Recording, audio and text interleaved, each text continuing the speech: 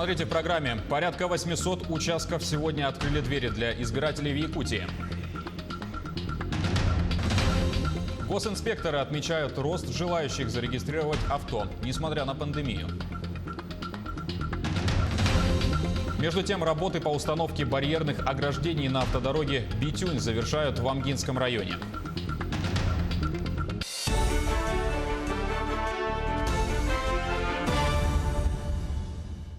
Продолжаем эфир новостями к этому часу. Всенародное голосование по изменениям, вносимых в Конституцию страны, стартовало сегодня в России. В Якутии заработали около 800 избирательных участков. Из них в Якутске 114. Все они полностью оснащены средствами индивидуальной защиты. На каждом участке измеряют температуру голосующих.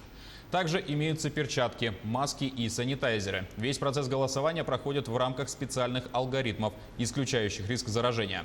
Глава Якутии Айсен Николаев и мэр столицы Сарданав Ксентьева уже приняли участие в голосовании и лично ознакомились с процедурой. Процесс организован полностью, начиная от самых труднодоступных участков, заканчивая столицей нашей республики. Как мы видим, все участки полностью оборудованы средствами индивидуальной защиты. Маршрутизация вся сделана так, чтобы исключить вообще возможность заражения людей на избирательных участках. Всем членам избирательных комиссий по всей республике, порядка 3000 человек, это в общей сложности, были сделаны анализы, тестирование на коронавирус, и это на самом деле очень помогло. Почти 2000 избирателей Ивено-Бытантайского района намерены высказать свое мнение по поправкам в Конституцию страны. Более 100 проголосуют дома. Они заранее подали заявку на свой избирательный участок. Также в районе насчитывается 60 мобильных избирателей. Как и по всей России, сегодня утром в населенных пунктах открылись 3 избирательных участка. Соблюдаются все санитарные требования. Члены комиссии каждому избирателю, прежде чем тот исполнит свой гражданский долг, выдают средства защиты. Регулярно дезинфицируют и сам избирательный участок. Отметим, Ивено-Бытантай входит в число труднодоступных районов. Поэтому досрочное голосование в отдаленных поселках стартовало еще 17 июня. Всего проголосовали 55 граждан. Число выздоровевших в Якутии от коронавируса пациентов за минувшие сутки превысило количество заболевших. 79 человек выписались из больниц, либо же завершили амбулаторное лечение. Показатель заболеваемости сегодня равен 72. Из них 60 новых заболевших в Якутске, 4 в Нерюнгринском и единичные случаи в других районах. Общее количество больных COVID-19 с начала пандемии вплотную приблизилось к 4000. Глава Якутии в ходе брифинга отметил, что возникают новые очаги заражения через семейные контакты приезжающих в районы из Якутска. Кроме того, по-прежнему много людей находятся в тяжелом состоянии. 30 человек, 12 из которых на аппаратах искусственной вентиляции легких. Практически все с хроническими заболеваниями и старше 65 лет. На инфраструктуру участников Дальнего Востока, Дальневосточного гектара в Якутии направят более 170 миллионов рублей. Они предназначены для 4 районов, в которых остро стоят проблемы подключения к электросетям и отсутствия дорог. На сегодняшний день завершена разработка градостроительной и проектно-сметной документации по Амгинскому, Нюрбинскому, Намскому и Мегино-Кангаласскому районам. В дальнейшем создание инфраструктуры предполагается на территории Усть-Алданского и Хангаласского районов. Также будет продолжено в Мегино-Кангаласском. Новые методы работы госструктур действуют в Якутии в связи с ограничительными мерами. К примеру, для того, чтобы зарегистрировать свой транспорт, водителю необходимо не только подать заявку на сайте госуслуг, но и записаться на прием в ГИБДД. Разумеется, пройти процедуру регистрации возможно только при соблюдении санитарных норм. Сами сотрудники же обеспечены необходимыми средствами защиты, а помещение обрабатывается каждые 2 часа до и после работы. Как отмечают специалисты, несмотря на режим самоизоляции, количество желающих зарегистрировать свое авто только увеличилось. В данный момент процедура транспортных средств происходит через единый портал государственных услуг, где люди подают заявки свои, В последующем назначенное время они выбирают, приходят к нам. Такого понятия, как живая очередь, мы убрали, То есть мы сейчас, чтобы люди не скапливались во время пандемии, у нас был вторник по живой очереди, и в связи с этим запись на месяц где-то идет вперед. Работы по установке барьерных ограждений на автомобильной дороге Битюнь завершаются в Амгинском районе. В прошлом году на этом же участке был проведен капитальный ремонт в рамках национального проекта «Безопасные и качественные автомобильные дороги». Общая протяженность ограждений 2,5 километра и устанавливаются по итальянской технологии на глубину более 1 метра.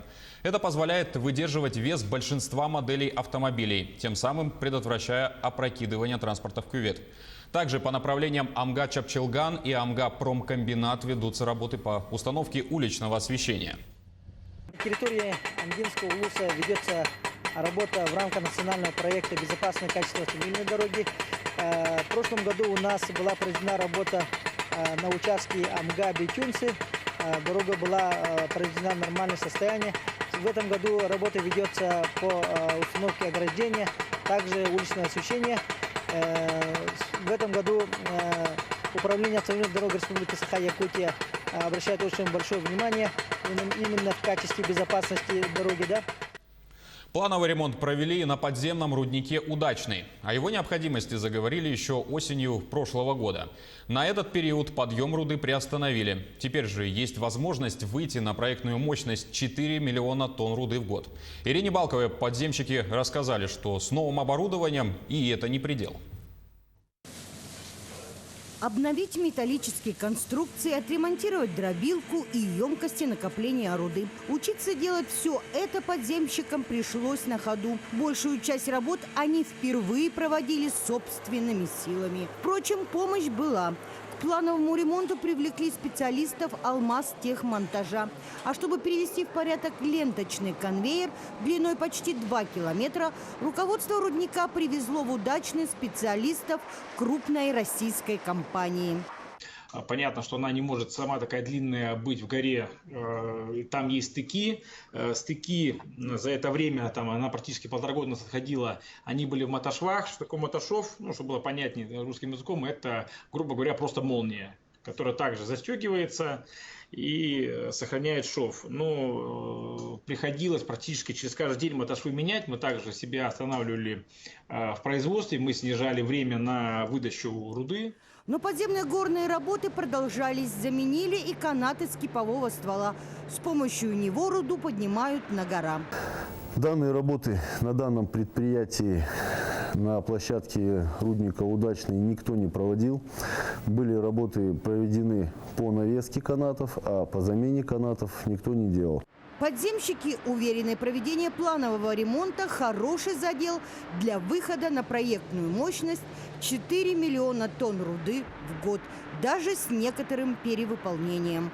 Ирина Балкова, Денис Сиротин, телеканал «Алмазный край».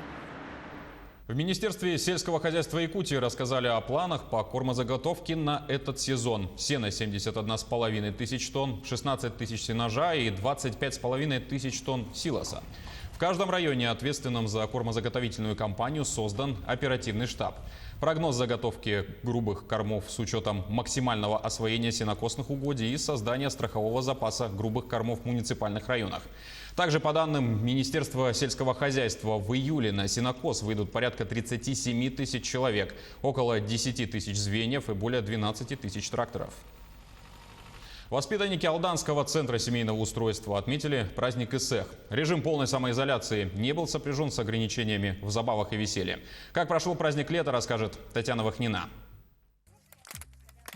Завораживающие танцы и оживающие легенды, спортивные состязания, творческие конкурсы и, конечно, щедрое застолье. Праздник якутского лета воспитанники Алданского центра семейного устройства отметили, как и принято, весело и радостно.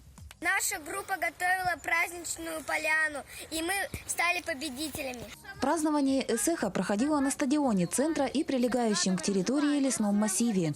Игры не могли утомить. Ловля хариуса, перетягивание палки, прыжки через нарты, национальные забавы захватывали и детей, и взрослых. Я первый раз в жизни праздновала праздник Исех. Мне доверили быть ведущей, и я рассказывала об игре «Соколиные бои». Встреча лета даровала возможность всем прикоснуться к традициям. Обряды северного народа особенно заинтересовали ребят. Наша группа «Улыбка» выбрала святое дерево, и в конце праздника Исеха мы завязывали ленточки желаний. К празднику Эсэх готовились всем миром. Каждой группе предстояло обустроить на поляне свою тюсюлге. Ребята постарше ставили палатки, девочки и малыши колдовали над угощениями по старинным рецептам. Будущим хозяйкам особенно понравилась простота и польза якутской кухни. Я приехал из Якутска и видел настоящий праздник Эсэх. Наш детский праздник был очень похож на этот настоящий Эсэх. Хочу попасть в Якутск на настоящий праздник. Согласно поверью, как жители Среднего мира встретят лето, такими щедротами их и одарит природа. В центре семейного устройства яркая феерия праздника Эсэх играла множеством красок и нот культуры народа Саха. Татьяна Вахнина, Алдан. И на этом пока все. До встречи в следующем часе.